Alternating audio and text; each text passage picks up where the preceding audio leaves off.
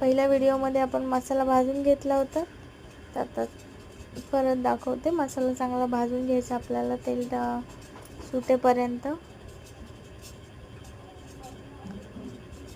आणि जे बेसन पीठ आपण जे भाजून घेतलेलं कढईमध्ये अगोदर, त्यात पाणी टाकून असं घट्ट असं करून घ्यायचं आहे. जास्त पातळ नाही, जास्त घट्ट नाही, असं करून ठेवायचं. नांग्या वाटून घेऊया. असं घट्ट असं निघलंय ना पॉल, खूप जास्त निघालंय. छान लागतो, म्हणजे ह्याने खूप छान चव येते खेकड्याच्या भाजीला.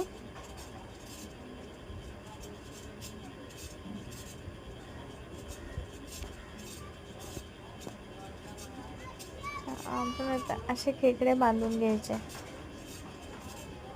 हे टोपण असं खेकड्यांचं चांगलं धुवून साफ करून घेतलेले खेकडे, तर ते भरून घ्यायचं. बेसन पिठाचं सारण जे बनवलं होतं ते त्या खेकड्यांमध्ये भरून घ्यायचं आहे.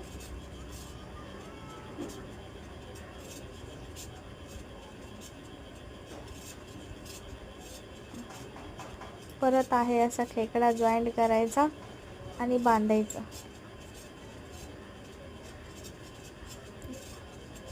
धाग्याने त्यांना बांधून टाकायचं.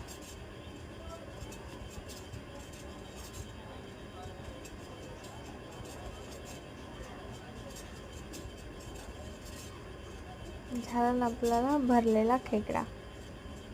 असे सर्व खेकडे भरून घ्यायचे मस्त.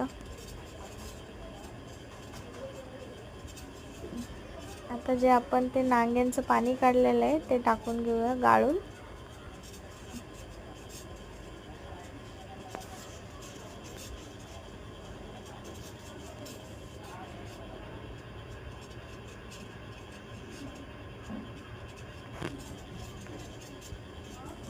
वरचं ओतायचं पाणी, खालून नाही घ्यायचं, कारण ते थोडंसं कचकच राहतं त्याच्यामुळे.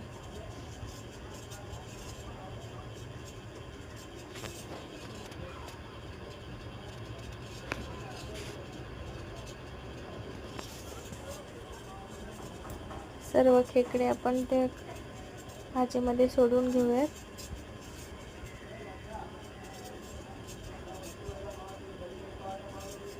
खूप छान लागते खेकड्याची भाजी. तुम्ही एकदा करून बघा, तुम्हाला पण खूप आवडेल.